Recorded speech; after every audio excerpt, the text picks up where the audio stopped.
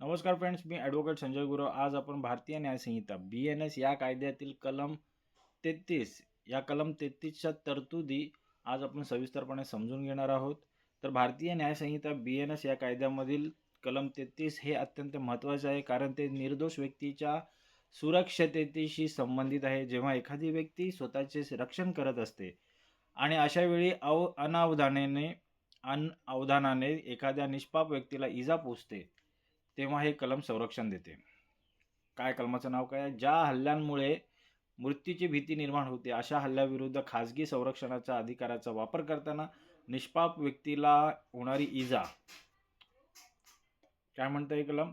जर एखाद्या अशा हल्ल्याविरुद्ध खाजगी संरक्षणाचा अधिकार वापरला जात असेल, ज्यामुळे मृत्यूची रास्त भीती निर्माण झाली आहे आणि परिस्थिती अशी असेल की एखाद्या निष्पाप व्यक्तीला इजा पोहोचवण्याची जोखीम घेतल्याशिवाय तो अधिकार प्रभावीपणे वापरता येत नसेल, तर त्या व्यक्तीचा खाजगी संरक्षणाचा अधिकार अशा जोखमीपर्यंत विस्तारित होतो. काय म्हटलेलं आहे पुढे? मुख्य कलम आणि अटी काय आहेत? तर या कलमाचा लाभ घेण्यासाठी दोन प्रमुख अटींची पूर्तता होणे आवश्यक आहे. तर पहिली अट आहे, मृत्यूची भीती. समोरून होणारा हल्ला इतका गंभीर असावा की संरक्षकाला आपल्या मृत्यूची रास्त भीती वाटली पाहिजे. तर दुसरं आहे अपरिहार्यता. तर अपरिहार्यतामध्ये निष्पाप व्यक्तीला इजा होण्याची जोखीम पत्करल्याशिवाय स्वतःचा जीव वाचवणे अशक्य असावे. तर ह्या दोन अटी, मृत्यूची भीती आणि अपरिहार्यता, या दोन अटींची पूर्तता होणे गरजेचं आहे. कलमाचे सोप्या शब्दात स्पष्टीकरण करून घेऊया. समजा तुमच्यावर जमावाने हल्ला केला आहे आणि ते तुम्हाला मारणार आहेत. तुम्हाला स्वतःला वाचवण्यासाठी जमावावर गोळीबार करावा लागत आहे. जर त्या गोळीबारात जमावातील गुन्हेगारांऐवजी बाजूला उभ्या असलेल्या एखाद्या निष्पाप मुलाला किंवा व्यक्तीला चुकून गोळी लागली किंवा ती व्यक्ती जखमी झाली, तर तुम्हाला गुन्हेगार मानले जाणार नाही, कारण त्या क्षणी स्वतःचा जीव वाचवणे हे तुमचे सर्वोच्च प्राधान्य होते.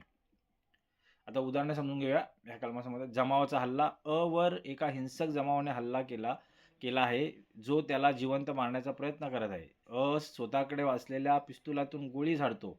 गोळीबारात जमावातील कोणाला न लागता गर्दीत असलेल्या एका निष्पाप मुलाला इजा पोचवते. येथे ने कोणताही गुन्हा केलेला नाही. ते हे उदाहरण आपण पाहिलेलं आहे. लॅटिन मॅक्झिम कोणती आहे ह्या कलमासंबंधित? हे कलम नेसेसिटीज नॉन हॅबिट लेजेम या तत्वावर आधारित आहे. याचा अर्थ आहे, गरजेला, आपत्कालीन परिस्थितीला कोणताही कायदा नसतो. Necessity knows no law. जीव वाचवण्याच्या निकडित झालेली चुकी कायद्याने माफ केली जाते, असा या मॅगझिनचा अर्थ होतो.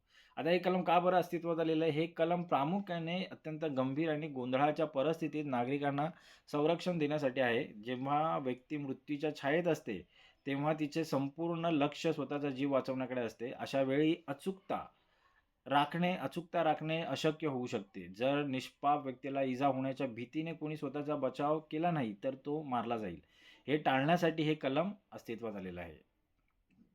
आता या कलमाचं महत्त्व आणि उद्दिष्ट काय? स्वरक्षणाची व्याप्ती वाढवणे, कठीण परिस्थितीतही संभ्रमात न पडता स्वतःचे रक्षण करण्याचा अधिकार देणे,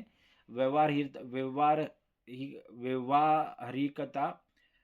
कायदा हा मानवी मर्यादेचा विचार करतो हे स्पष्ट करणे, जीवनाचे रक्षण. हल्ल्यावेळी होणाऱ्या अपघाती इजेपेक्षा संरक्षकाचा जीव वाचवणे महत्त्वाचे मानले जाते. म्हणून हे कलमाचे महत्त्व आणि उद्दिष्ट आहेत. आता हे कलमाचे उल्लंघन, शिक्षा आणि उपाय समजून घ्या. मर्यादा. पहिला मर्यादा, जर मृत्यूची भीती नसेल, उदाहरणार्थ केवळ साधी बाचाबाची असेल तर, आणि तरीही तुम्ही निष्पाप व्यक्तीला इजा होईल असे कृत्य केले, तर हे कलम तुम्हाला संरक्षण देणार नाही. या कलमाचं संरक्षण घेता येत नाही. शिक्षा, जर हे सिद्ध झाले की परिस्थिती इतकी गंभीर नव्हती, तर निष्काळजीपणामुळे झालेली दुखापत किंवा सदोष मनुष्यवध या कलमाखाली शिक्षा होऊ शकते. ते हे या कलमांचे उल्लंघन आणि शिक्षा उपाय आहेत. आता या कलमात संबंधित असलेल्या न्यायालयीन प्रकरणे आणि निर्णय समजून घेऊया. या कलमाशी संबंधित खटले विरळ असतात, कारण मृत्यूची भीती सिद्ध करणे महत्त्वाचे असते. केसी मॅथ्यू विरुद्ध त्रावणकोर, कोच्चिन राज्य यामध्ये न्यायालयाने स्पष्ट केले होते की जेव्हा एखाद्यावर प्राणघातक हल्ला होतो, तेव्हा त्याने किती जोखीम घ्यावी हे तो शांत डोक्याने ठरवू शकत नाही. त्या क्षणी त्याने घेतलेला निर्णय ग्राह्य धरला जातो, असं या प्रकरणामध्ये निर्णय घेण्यात आला. संबंधित संविधानिक कलमे आणि इतर कायदे. अनुच्छेद भारतीय संविधानातील अनुच्छेद 21 स्वतःच्या जीविताचे रक्षण करण्याचा हक्क. नंतर मग आहे BNS भारतीय न्याय संहिता या कायद्यातील कलम 35 ज्यामध्ये शरीर आणि मालमत्तेच्या संरक्षणाच्या अधिकाराची व्याप्ती दिलेली आहे. तर हे काही संविधानिक कलमे आणि कायदे या कलमासंबंधित आहेत. कलमाची समीक्षा कशी करता येईल तर कलम 33 हे एक दुधारी शस्त्र आहे.